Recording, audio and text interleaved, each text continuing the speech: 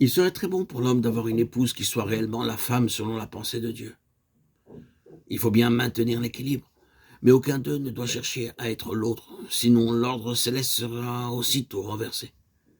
C'est pourquoi la première lettre aux Corinthiens cherche à corriger le désordre qui existe dans tous les domaines.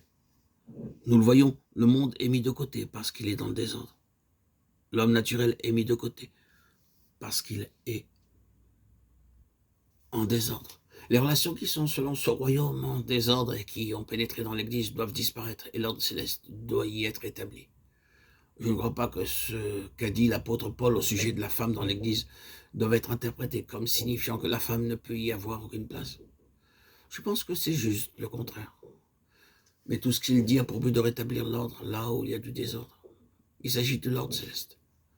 Lorsque nous occupons la place qui est la nôtre, nous pouvons fonctionner pleinement. Mais il nous faut être à notre place et la garder, sinon la vie disparaît. Peut-être ne serons-nous pas tous satisfaits par ce qui vient d'être dit, mais nous nous occupons de principes. La loi de la vie opère dans la ligne d'un ordre céleste. Nous pouvons voir ainsi que tout repose sur le dessein de Dieu concernant son Fils et que tout est gouverné par la manière dont son dessein peut être réalisé. La méthode approuvée par Dieu est celle qui doit le plus directement contribuer à un accroissement de Christ et tout le reste est mis de côté par Dieu. L'ordre n'est pas technique, il n'est pas arbitraire, il est une expression des principes célestes qui sont établis en vue de l'accroissement de Christ. Ou bien, pour l'exprimer d'une autre manière, l'ordre est le chemin de la vie lorsqu'il est l'ordre divin, le désordre est le chemin de la mort. Nous comprenons maintenant la vie de Jacob. Il avait commencé par le désordre naturel qui est inhérent à l'homme naturel. Il avait commencé par la sagesse et l'astuce de ce monde. Il avait été choisi pour mettre en évidence la maison de Dieu, le service en relation avec la maison de Dieu, Bethel, et pour demeurer à Bethel. C'est pourquoi cet homme doit être mis sous une discipline sévère. Il faut que tout ce qui est de l'homme naturel disparaisse, parce que désordre et que tout l'élément du monde qui est en lui soit détruit. S'il doit y avoir une maison de Dieu, ce ne peut pas être la maison de Jacob, ce doit être la maison d'Israël. C'est le côté spirituel et céleste des choses. Je me demande jusqu'à quel point nous reconnaîtrons la valeur vitale de tout cela. Nous pouvons avoir beaucoup de questions, mais je crois que nous avons été mis en présence d'une chose, c'est que pour avancer vers la plénitude de la vie en Christ, il faut que le peuple de Dieu soit dans une relation spirituelle. Il doit y avoir entre les membres de Christ cette communion fraternelle qui donne une occasion à l'accroissement de Christ de manière ordonnée.